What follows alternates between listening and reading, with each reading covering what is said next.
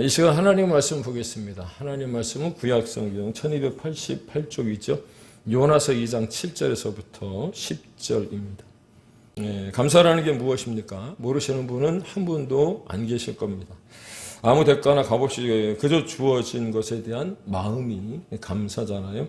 그래서 그런 일이 내게 일어나면 받은 것과 더불어 그의 호의에 즐거워하게 되고요. 이때 드는 즐거운 기분을 우리는 감사라고 그렇게 이야기를 합니다. 그래서 감사는 우리 그리스도인들은 다른 말로 은혜라고 그렇게 이야기도 합니다. 또한 내 스스로 어떤 대가를 지불했다 할지언정 지불한 것 이상으로 무언가를 받았다고 여겨지면 은혜라고 생각하는 것이죠.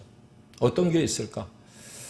요즘 영화관 가본 지가 오래되어서 잘 모르겠습니다만 영화 한 편을 내가 내 돈 주고 봤는데 영화를 보기 위해 돈은 지불했지만 영화를 보고 난 후에 내가 본 영화로 인하여서 엄청난 감동과 깨달음을 얻었다고 한다면 감사할 일이라고 합니다. 그래서 그것에 대한 자연스러운 어떤 그 마음이 들 때, 기쁨이, 즐거움이 들 때 우리는 그것을 또 은혜라고 이야기를 한다는 거예요. 그런데 인간은 타락한 마음 때문에 이것을 자꾸 잊어버린다는 겁니다. 왜 그럴까? 마음속에 뭔가 자꾸 꿈틀대는 것이 있기 때문이라는 거예요. 동영상을 하나 보겠습니다. 네, 마지막 키워드 베트남입니다. 이번에는 베트남에서 벌어진 훈훈한 미담 전해드립니다. 영상 함께 보겠습니다. 할머니와 남성이 오토바이에서 내립니다. 남성은 오토바이 운전자에게 허리 숙여 인사하더니 지갑에서 돈을 꺼내 건넵니다. 하지만 운전자는 손살에 치며 거절하는데요. 이 남성은 한국인 관광객으로 이달 초 베트남 푸꾸옥 여행 중 70대 어머니가 사라지자 인근 과일 가게 주인에게 도움을 청했습니다. 주인은 CCTV를 확인한 뒤 오토바이를 타고 몇 시간 동안 주변을 수색했고 무사히 남성의 어머니를 찾아줬습니다. 한국인 남성은 감사의 뜻으로 500달러, 우리 돈 70만 원을 건넸지만 가게 주인은 끝내 사양했습니다. 이 일은 현지 언론을 통해 알려지면서 화제가 됐는데요. 과일 가게 주인은 어려움에 닥친 사람, 특히 멀리서 온 손님을 돕는 건 당연한 일이라면서 겸손했습니다. 지금까지 이슈 키워드였습니다. 네, 잘 보셨나요? 이게 지난주에 핫 키워드였습니다. 베트남에 여행을 갔던 한 가족의 어머님이 저 과일 가게 앞에서 사라진 겁니다. 과일 가게 앞에서 CCTV를 돌렸더니 그 어머니가 혼자 어디로 향하고 있는 것을 보게 되었고요. 베트남에서 그 과일 가게를 운영하던 그 사장님의 가족이 8명이었는데 8명 모두가 나가서 오토바이를 타고 나가서 그 어머니를 2시간 동안 찾은 겁니다. 그런데 이렇게 표현해 죄송합니다. 이 어르신이 기분도 좋지 2시간 동안 거의 5km 이상으로 혼자 걸어서 그 깜깜한 밤중에 그 위험한 지역을 지나서 어떻게 거기까지 갔는지 이해가 안 된다는 거예요. 그런데 이 베트남 이 과일 가게 사장의 가족들이 그 할머님을 찾아서 모시고 왔어요. 그런데 그 한국인 그 아들이 500달러, 우리나라 돈으로 70만 원인데 70만 원에게 이를 수도 있잖아요. 그런데 이 베트남에서는 2달치 월급이랍니다. 2달치 월급. 건넸는데 안 받겠다는 거예요. 이게 지난주 한 주 내내 인터넷상으로 이렇게 떠돌았던 동영상입니다. 베트남에서 과일 가게를 하는 사장, 그 대가를 받지 않았음에도 오히려 더 큰 기쁨과 행복감을 느끼지 않았을까요? 우리가 우리 마음속에 자꾸 뭔가 꿈틀대는 것이 있다 그랬는데 그것이 무엇이냐면 내가 상대방에게 무언가를 해 주었을 때 그에 따른 대가로 내가 받은 선물이 당연한 것이라 여겨지면 감사는 사라지고 만다는 거예요. 그런데 베트남의 과일 가게 사장은 그렇지 않았다는 거죠. 또한 생각지 않았던 호의를 상대방으로부터 받았을 때 그 아들이 그렇지 않았습니까? 상대방이 나를 위해 어떤 좋은 일을 해 주었으니 내가 당신을 위해 그에 상응하는 좋은 일을 해야 한다는 의무감이 생겨서 그 70만 원을 강제적으로 주었다면 아마도 세상은 더욱더 각박해지지 않았을까. 그런데 어머니를 찾아 주었기 때문에 보상을 하려 했지만 그것을 받지 않았고 그 손을 거두어 드림으로 말미암아 이 동영상을 보는 우리 또한 마음이 뭉클해지는 거예요. 그래서 성경 마태복음 6장 3절에서 4절은 이렇게 기록합니다. 너는 구제할 때 오른손이 하는 것을 왼손이 모르게 하여 내 구제함을 은밀하게 하라. 은밀한 중에 보시는 너희 아버지께서 갚으시리라. 아멘. 내가 아무 대가를 바라지 않고 궁핍한 마음으로 행했는데 누가 갚아주신다고요? 하나님이 갚아주신다는 거예요. 믿습니까? 하나님이 주시되 어떻게 주시는지 여러분 한번 보시기 바랍니다. 누가복음 6장 38절입니다. 주라 그리하면 너희에게 줄 것이니 곧 후히 되어 누르고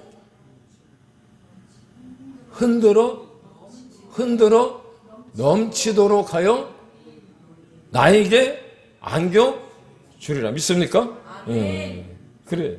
먼저 주면 아마도 이 베트남의 그 지역이 저는 발음이 잘 안 되더라고요. 푸꾸옥인가 후꾸옥인가인데 그 과일 가게를 찾아가는 한국 사람들 가뜩이나 요즘에 캄보디아나 태국에 여행 가는 게 이제 조금은 제한이 되고 좀 무서워서 못 가는 경우들도 있을 텐데 베트남에 가시는 분들은 그 과일 가게를 다 찾아갈 거 아니에요? 돈줄 아는 거죠. 돈줄만. 아이들 말로. 예. 최근에 묵상하고 있는 전도서 11장 1절에도 이렇게 말씀합니다. 너는 내 떡을 물 위에 던지라. 여러 날 후에 도로 찾으리라. 이유가 무엇입니까? 나는 몰랐어요. 근데 내가 무심코 한 일이 하늘의 상급으로 쌓였기 때문인 줄로 믿으시기를 바랍니다. 사실 지난 한 주 여러분들이 단톡방에 감사의 제목을 찾으며 그렇게 감사의 제목을 올려주셨는데 저 또한 그 감사의 제목을 찾고 저의 삶을 뒤돌아보니까 제가 받은 하나님의 사랑이 얼마나 큰지 모르겠더라는 거예요. 여러분 이런 거 한번 생각해 보셨습니까? 제가 그런 생각이 들었어요. 만약 목사가 되지 않았다면 지금 뭐 하고 살고 있을까? 그런 생각. 여러분은 어떻습니까? 그야말로 일반 달란트를 탕감받은 사람 아닌가요? 그렇게 조금 더 깊이 생각해 보니까 그 하나님의 은혜를 갚을 길이 없더라는 거예요. 물론 주신 사명을 잘 감당하며 최선을 다하면 될지도 모르겠습니다. 그렇다고 그 받은 은혜를 다 갚을 수 있을까? 그럴 수 없겠더라고요. 그런데 감사하게도 그 방법을 지난 2주 전에 나누어 드린 월드비전 감사 노트를 보면서 깨닫게 되었습니다. 그 말씀 가운데 이거는 목사님이 써놓으신 그 말씀이 뭐라고 되어져 있었느냐 하면 읽어보셨나요? 예, 감사는 강도가 아니고 강도. 예, 강도 많은 사람 할 때 강도가 아니고 세기를 얘기하는 거예요. 그 세기가 아니고 빈도랍니다. 빈도. 가난한 사람 얘기하는 게 빈도가 뭐예요? 예? 예, 빈도의 무리를 얘기하는 게 아니고 자주 하느냐 안 하느냐 그걸 얘기하는 거예요. 할렐루야. 예. 물론 한 번에 세게 하는 것도 굉장히 중요하겠죠. 정말 좋은 일이겠죠. 그런데 하나님이 원하시는 것은 얼마나 자주 감사하느냐라고 하는 문제이더라는 거예요. 최근에 제가 지금 그렇게 하려고 그래. 저쪽 세료동에 후배 목사님인데 참 힘든 시기에도 교회가 부흥하는 교회가 있어서 교제하는 중에 이번에 그 시찰에 단합대회 가서 이제 이런저런 얘기를 하다가 부끄럽게도 선배인데 나이도 많은 제가 물어봤습니다.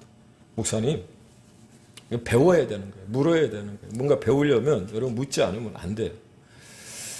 뭐 선배인데 나이가 많은데 그런 거 물어보나 그럴 수도 있겠지만 아니 교회가 부흥하는 이유가 어디 있어? 그렇게 물어봤어요. 그랬더니 그 목사님 다른 거 없어요. 저도 뭐 목사님 하시는 정도밖에는 못해요. 이렇게 얘기를 하는데 그러면서 하시는 말씀이 제 마음에 와서 뭐라 그럴까 이렇게 뭐 망치로 막 때리는 것 같았어요.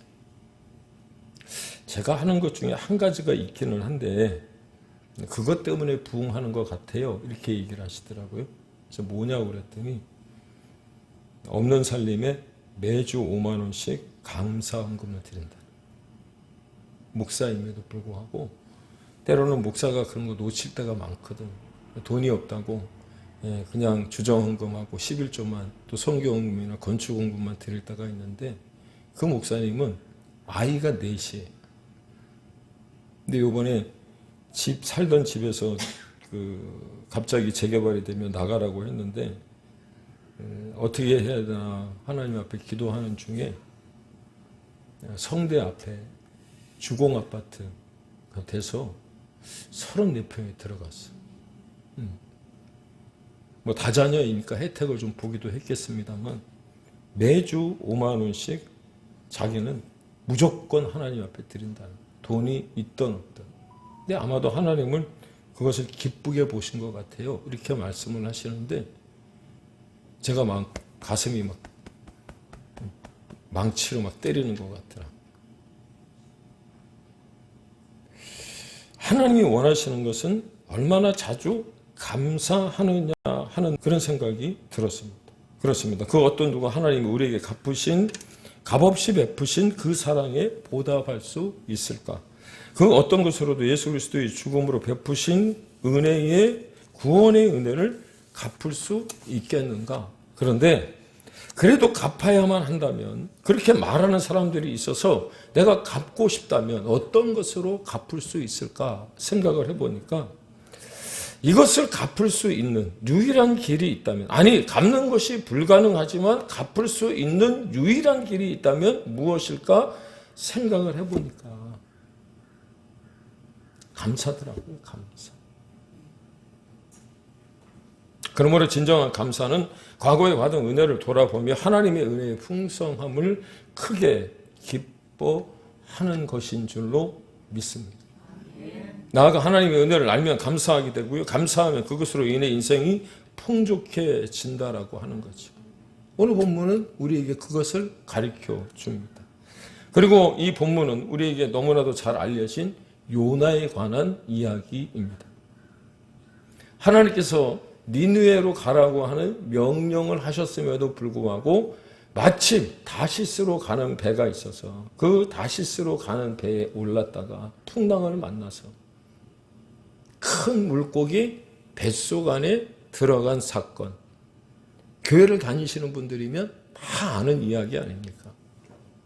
네, 지난달에 제가 좋은 인연 요양원에 가서 말씀을 전할 때 이 본문으로 말씀을 전하다가 추수감사절에 이 말씀으로 은혜를 함께 나눠야 되겠다라는 생각이 들었고 한 달 동안 제가 이 말씀을 묵상하는 중에 이런 생각이 들었습니다.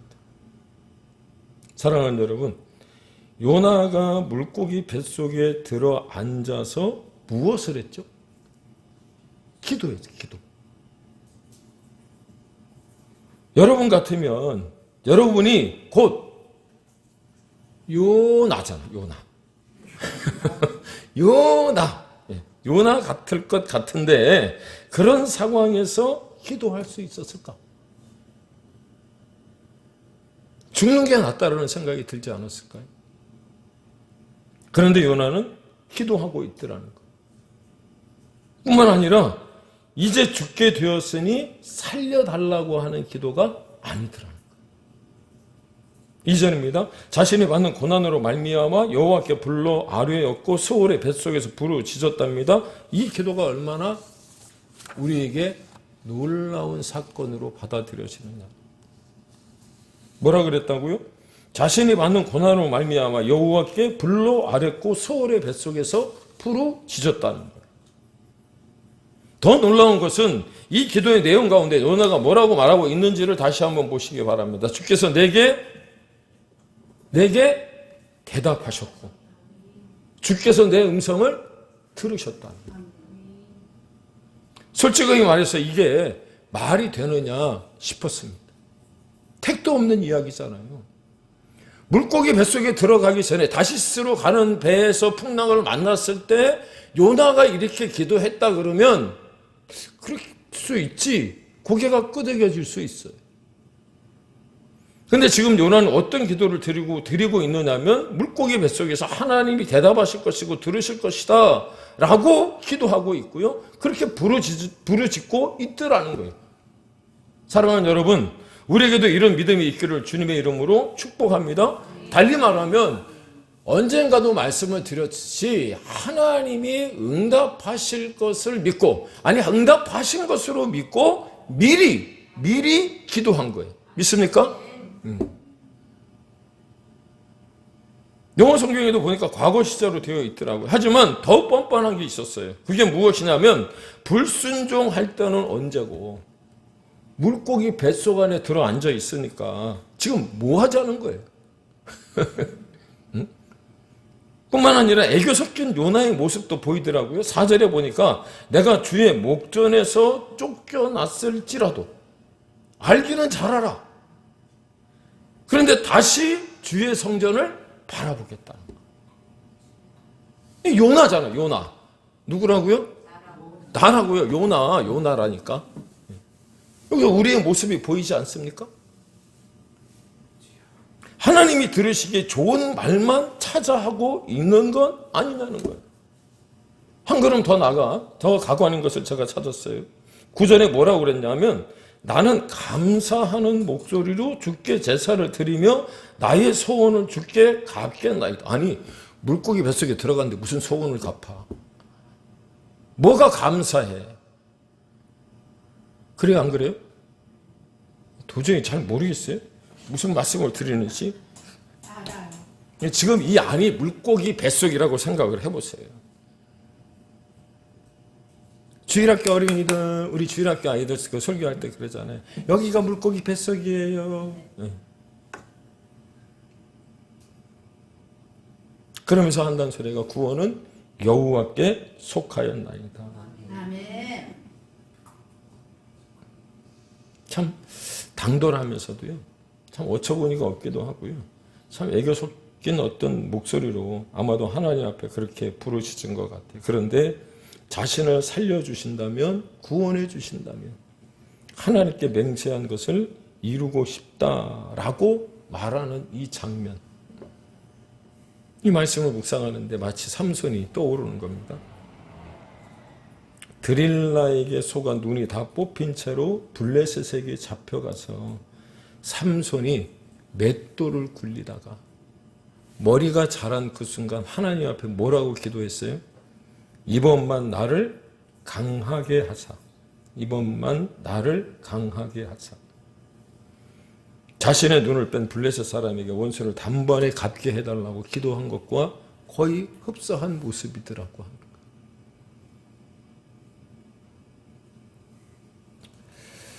그런데 어떻게 이렇게 기도할 수 있었을까? 그런 생각이 들었어요. 여러분은 어떤 생각이 드십니까? 말씀을 묵상하는데 그런 생각이 들었어요. 요나가 요나라면 1장 17절에서 말씀하고 있는 것처럼 3일 밤낮이 지났음에도 불구하고 자신이 죽지 않은 거예요. 물고기 뱃속 안에 있었으면 3일 동안 있었으면 이미 소화가 되고도 남았을 텐데 살아있는 거예요. 물론 물고기 뱃속에 있었으니 3일 밤낮이 지났는지 안 지났는지는 모르겠지만 시간이 흘렀음에도 불구하고 소화가 되지 않는 살아있는 자기를 보면서 이것 봐라.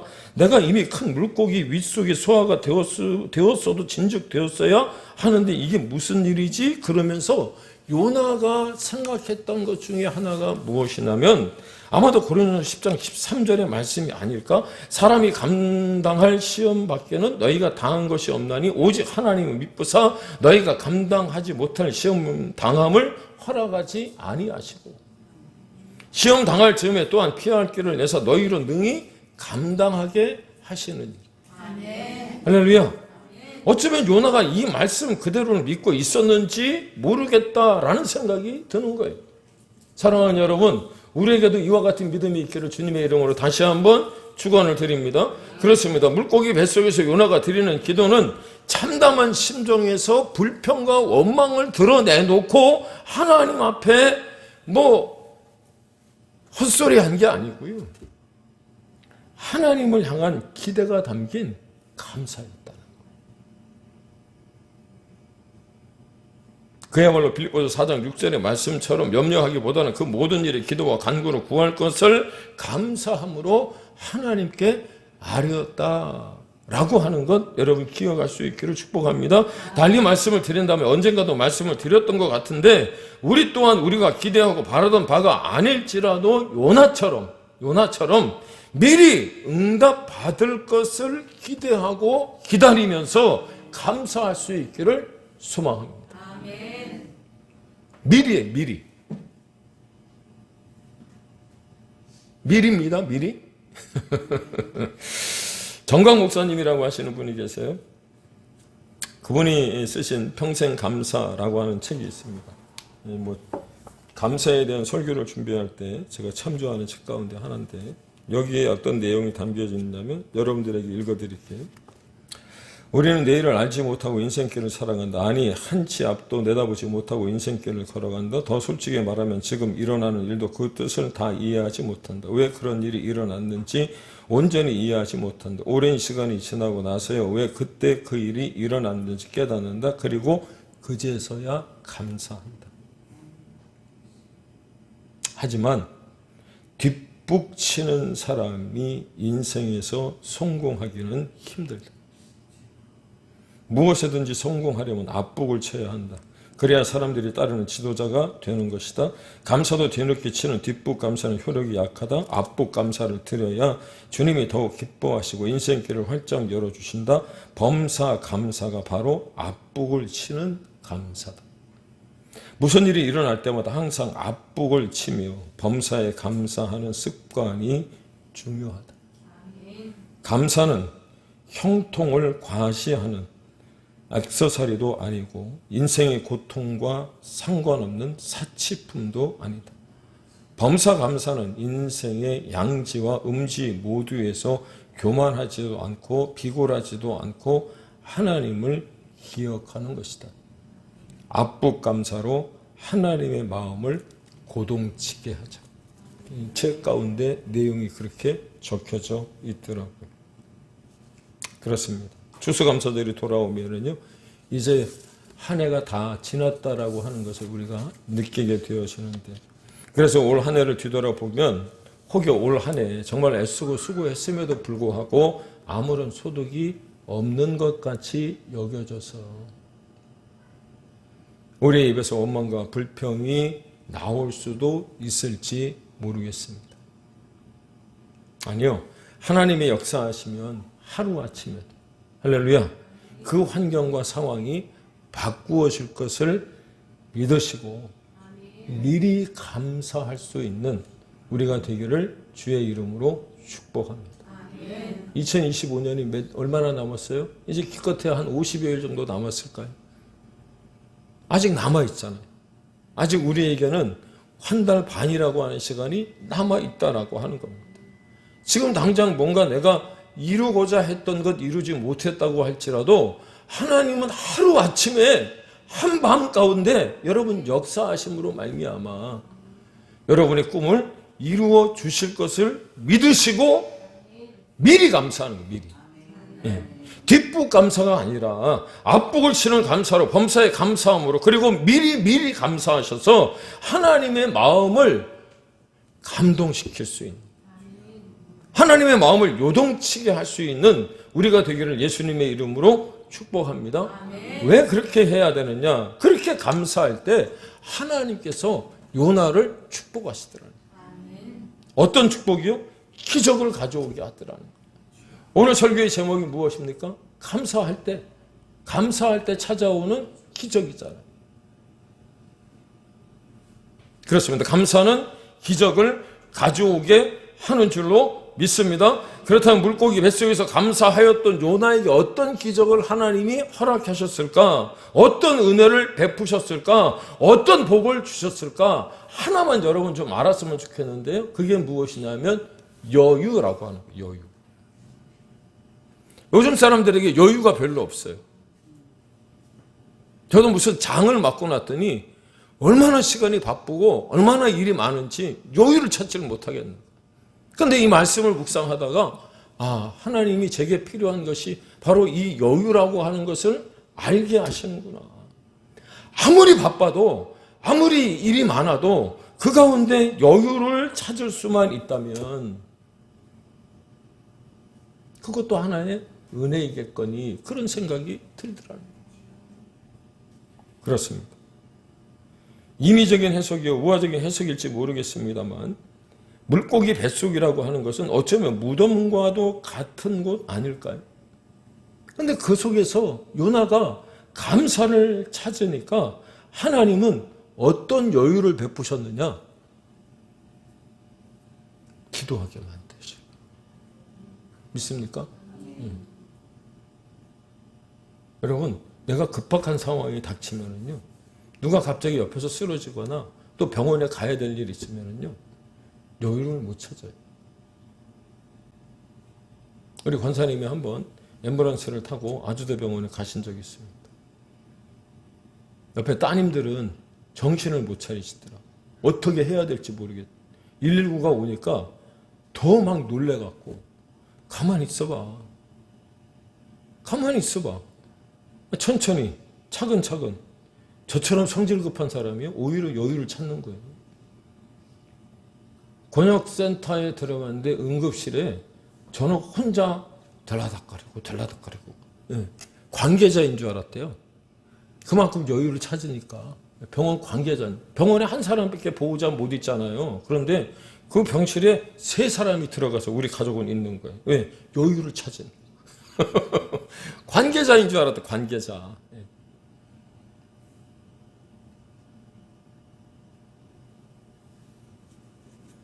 그렇습니다. 우리는 우리 인생의 위기를 만날 때 우선 기도해야 한다는 것은 알지만 그런 여유가 생기지 않잖아요. 하지만 우리에게도 이런 여유가 임하게 되기를 주의 이름으로 축원을 드립니다. 왜냐 감사하는 사람에게 여유가 시작되기 때문에 그렇다는 거예요. 이런 말이 있습니다. 화를 복으로 바꾸는 여유가 진짜 배짱 중에 배짱이다.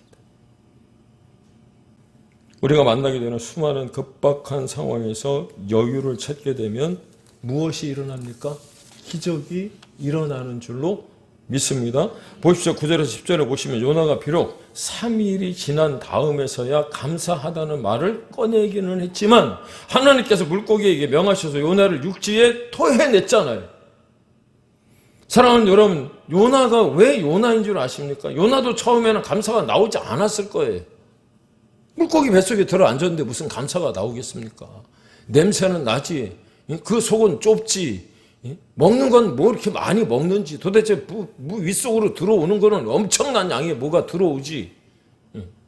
그런데 아무리 시험 당할 즈음에 피할 길을 내시는 하나님이신 것을 여러분 믿고 여유 가운데 그 고난 가운데도 감사했더니 하나님은 그 요나를 그가 갖고자 했던, 아니 그를 보내고자 했던 니느웨 해변에 그 물고기로 하여금 토해낸 거예요.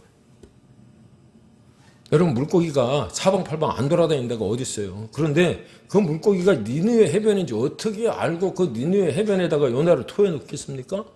하나님이 물고기 뱃속에서 기도하게 감사하게 하셨더니 그 물고기를 명하여 니느웨 해변에다가 여러분 요나를 토해놓게 하신 줄로 믿으시기 바랍니다. 뿐만 아니라 해변에 삐쭉삐쭉 솟아난 바위에 요나를 토해냈다면 머리통 깨져 죽었을 거예요.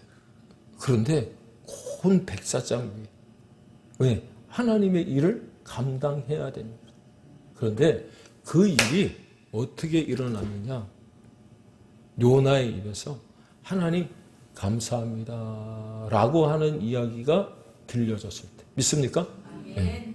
그 이야기를 어쩌면 하나님이 기다리고 계셨던 것 아닐까요?